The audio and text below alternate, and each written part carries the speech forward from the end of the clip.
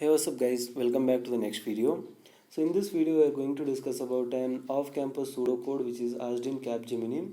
So if you are trying for any of these companies like Capgemini, Accenture or Infosys or any other MNC, then you will be probably facing the same kind of questions which I am showing right now.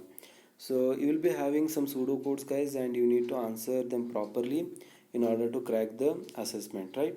So if you are preparing for those pseudocodes, then I have got one playlist which has got around 100 to 150 videos. Okay, so all are basically pseudocodes itself.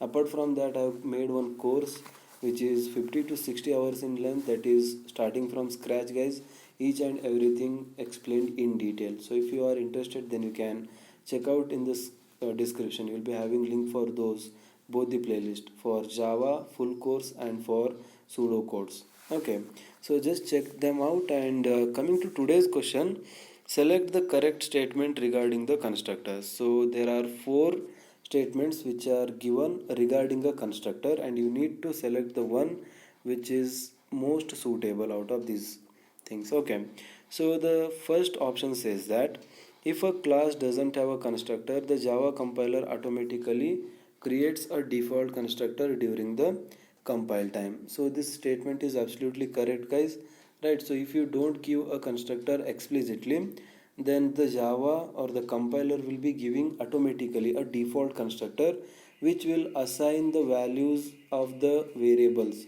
or the variables of that particular class with the default values. For example, if the variable is integer type, then it will be assigning with 0. If it is of type floating point value, then it will assign with 0.0, and if it is a string, then it will assign it as null. So default values it will be giving. So first option is absolutely good and it is correct. Okay, now let us go to the second option. A constructor cannot be abstract, or it cannot be static, or neither it can be final.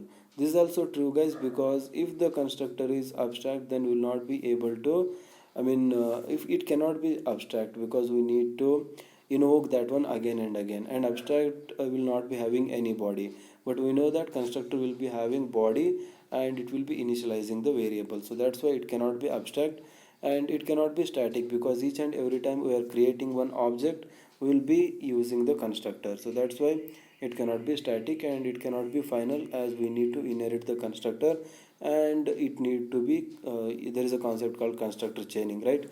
So there the constructor will be getting inherited and it will be overloaded. So constructor overloading will be happening. So that's why option 1 and 2 are absolutely right. Now third option, a constructor can be overloaded but cannot be overridden. So just now I said it can be overloaded.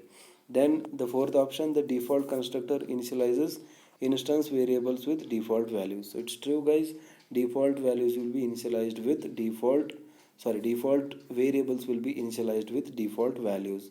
So all of these are correct, and finally I can say that all of them are correct is the right answer for this particular question. So like this you need to answer the questions which are asked in the off-campus assessments guys. And for more such interesting videos, you can just consider subscribing our channel, because we will be uploading these type of interesting videos daily. So thank you guys, thanks for watching, see you in the next one.